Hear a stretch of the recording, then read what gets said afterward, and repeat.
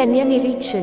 धृतराष्ट्रोवाच धर्मक्षेत्रे कुरुक्षेत्रे संवेता युयुत्सवः मामकाः पांडवाश्च किम कुर्वत संजय। अर्थात धृतराष्ट्र ने कहा, हे संजय, धर्मभूमि कुरुक्षेत्र में युद्ध की इच्छा से एकत्र हुए मेरे तथा पांडु के पुत्रों ने क्या किया। तात्पर्य भगवद गीता एक बहुपतित आस्तिक विज्ञान है जो गीता महात्म्य में सार रूप में दिया हुआ है।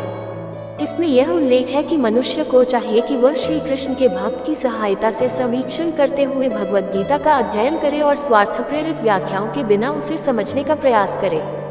अर्जुन ने जिस प्रकार से साक्षात भगवान कृष्ण से गीता सुनी और उसका उपदेश ग्रहण किया, इस प्रकार की स्पष्ट अनुभूति का उदाहरण भगवद गीता में ही है। यदि उसी गुरु परंपरा से निजी स्वार्थ से प्रेरित हुए बिना किसी को भगवद गीता समझने का सौभाग्य प्राप्त हो तो वह समस्त वैदिक ज्ञान तथा विश्व के समस्त शास्त्रों के अध्ययन को पीछे छोड़ देता है।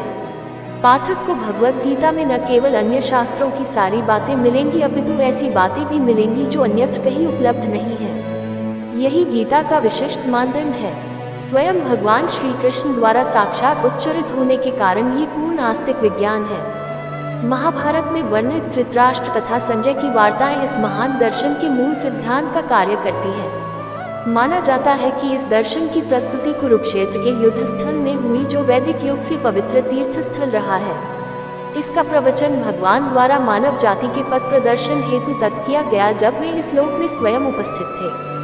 धर्मक्षेत्र शब्द सार्थक है क्योंकि कुरुक्षेत्र के युद्धस्थल में अर्जुन के पक्ष में श्री भगवान स्वयं उपस्थित थे। कौरवों का पिता धृतराष्ट्र अपने पुत्रों की विजय की संभावना के विषय में अत्यधिक संदिग्ध था, अतः इसी संदेह के कारण उसने अपने सचिव से पूछा, उन्होंने क्या किया। वह आश्वस्त था कि उसके पुत्र तथा उसके छोटे भाई पांडु के पुत्र कुरुक्षेत्र की युद्धभूमि में निर्णयात्मक संग्राम के लिए एकत्र हुए हैं। फिर भी उसको जिज्ञासा सार्थक है। वह नहीं चाहता था कि भाइयों में कोई समझौता हो, अतः वह युद्ध भूमि में अपने पुत्रों की नियति, भाग्य, भावी के विषय में आश्वस्त होना चाह रहा था। चूंकि इस युद्ध को कुरुक्षेत्र में लड़ा जाना था, जिसका उल्लेख वेदों में स्वर्ग के निवासियों के लिए भी तीर्थ स्थल के रूप में हुआ है, अतः धृतराष्ट्र अत्यंत भयभीत था कि इस पवित्र स्थल का युद्ध के परिणाम पर न जाने कैसा प्रभाव पड़े। उसे भली भांति ज्ञात था कि इसका प्रभाव अर्जुन तथा पांडु के अन्य पुत्रों पर अत्यंत अनुकूल पड़ेगा क्योंकि स्वभाव से वे सभी पुण्यात्मा थे। संजय श्री व्यास का शिष्य था, अतः उनकी कृपा से संजय धृतराष्ट्र के कक्ष में बैठे बैठे कुरुक्षेत्र के युद्धस्थल का दर्शन कर सकता था। इसीलिए धृतराष्ट्र ने उससे युद्धस्थल की स्थिति के विषय में पूछा। पांडव तथा धृतराष्ट्र के पुत्र दोनों ही एक वंश से संबंधित हैं, किंतु यहाँ पर धृतराष्ट्र के वाक्य से उसके मनोभाव प्रकट होते हैं।